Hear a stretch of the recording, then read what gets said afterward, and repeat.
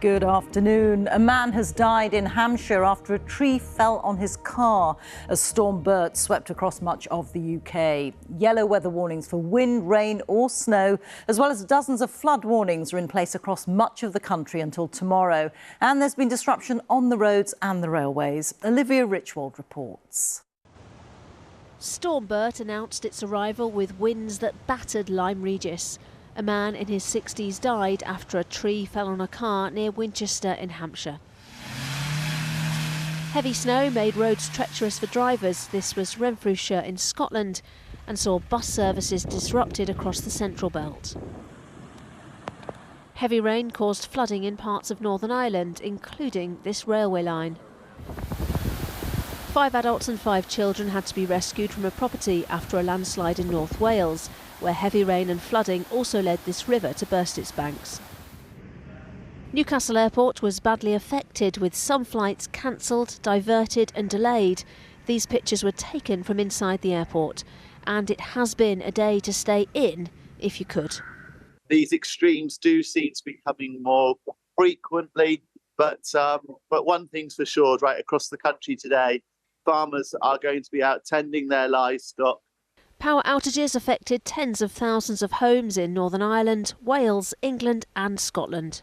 It's been pretty tough out there. The weather conditions this morning were probably the most challenging with the snow. It was quite heavy in areas, difficulty getting access to some of the locations where we needed to carry out repairs. That's kind of improved through the day as the rains come and melted quite a lot of the snow, so that's improved. The snow which fell across the north of England this morning was inches deep and is now rapidly melting, so the concern now turns to flooding, with several Environment Agency flood warnings already in place. In addition, there are yellow warnings from the Met Office for snow, rain and wind affecting large swathes of the country. Disruption is likely to continue overnight and tomorrow, with some weather warnings in place until 9 o'clock tomorrow morning. Storm Bert has been described as a multi-hazard event, and the advice in the worst affected areas is to check before travelling. But if you're heading out, make sure you're at least dressed for it. Olivia Richwald, BBC News. And Katrina Renton is in Pitlochry in Perth and Kinross for us now. And Katrina, Scotland's had some of the strongest warnings, but has the situation improved? Well, Rita, the worst of Storm Bert has passed now here in Scotland. There was snow here in Pitlochry earlier today, but most of it has now melted away. The amber warning for snow and ice that was in place here and in parts of northern Scotland was actually downgraded earlier than anticipated. There was also an amber warning in southern Scotland, and that made driving conditions there difficult.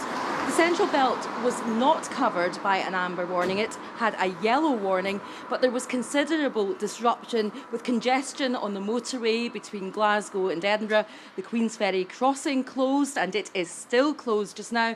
And the main local bus service in Edinburgh was suspended, but it's getting back to normal now. And the kick-off time was delayed in 4 Scottish Premiership matches. Amber warnings into tomorrow, though, with the rapid thaw, wind and rain.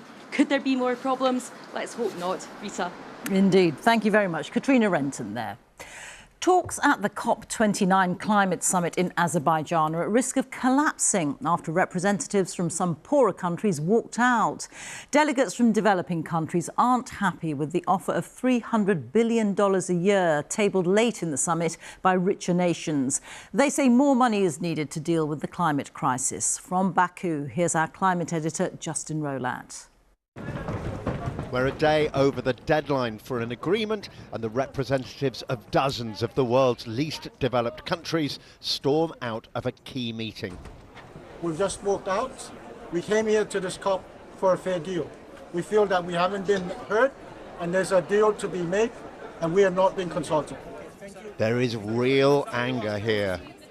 We need to hold the historic polluters accountable for the crisis they've caused, and we cannot let the great escape that they're actually planning in Baku. Baku will be remembered as the place that betrayed the world. John, how's it going? Poor countries want more cash. Richer countries say they'll keep on talking. I'm hoping this is the storm before the calm. Are you confident that might be the case? Well, we're going to keep working and see whether we can pull it back together. But cash is hard to come by in developed countries like the UK, which face cost of living crises. They're saying $500 billion minimum, or they won't do a deal. They're saying no deal is better than a bad deal. In the end, parties will have to decide the deal that is offered and whether it's an acceptable deal or not. Currently, developed countries pay $100 billion a year. Energy Secretary Ed Miliband says the new offer of $300 billion by 2035 is generous, not when you take into account inflation, say poorer countries. This is what they always do. They break us at the last minute, you know. They push it and push it and push it until our negotiators leave, until we're tired, until we're delusional from not eating, from not sleeping. And all the while, the clock keeps on ticking. The issue now is time. These talks have already overrun by a day and a half, and ministers have started to fly home. Now, decisions can only be made at these COP conferences with 2/3 of the delegates in the room. Unless an agreement can be made in the next few hours, these talks will collapse. That would be a huge blow to the global effort to tackle climate change. Countries need to make their carbon cutting commitments for the next decade, early next year, and without a finance deal, they're unlikely to be ambitious. Justin Rolat, BBC News, Baku. In Lebanon, the health ministry says that at least 30 people have been killed in Israeli attacks across the country. In Beirut, at least 15 people were killed and more than 60 others injured in a strike which flattened an 8-story residential building.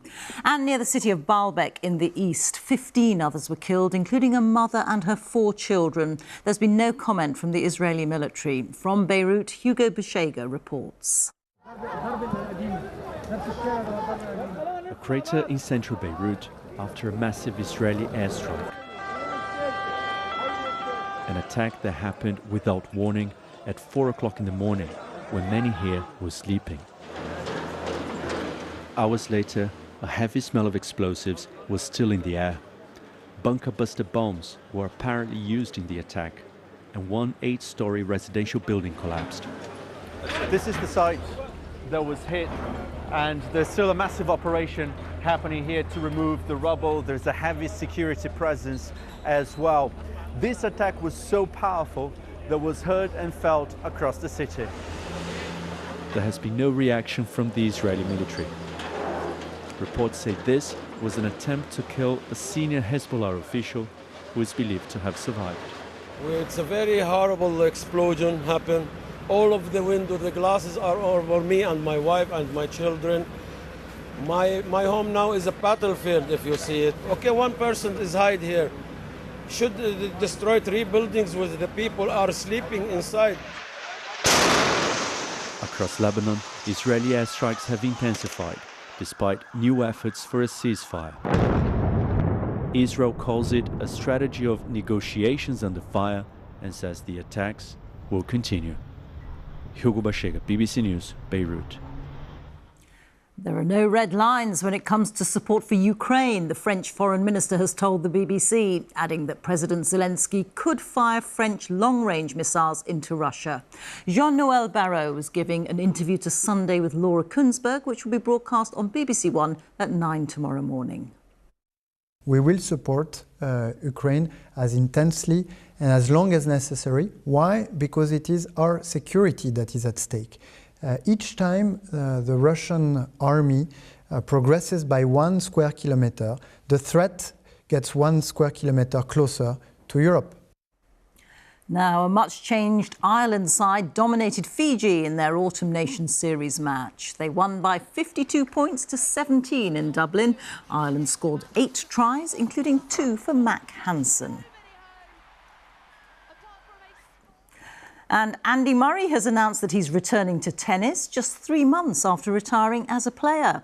He'll coach his former rival, Novak Djokovic, as he prepares for the Australian Open in January. The pair had some epic encounters, including in 2013, when Murray beat Djokovic to win his first Wimbledon title. Murray said he was looking forward to spending time on the same side of the net as Djokovic for a change.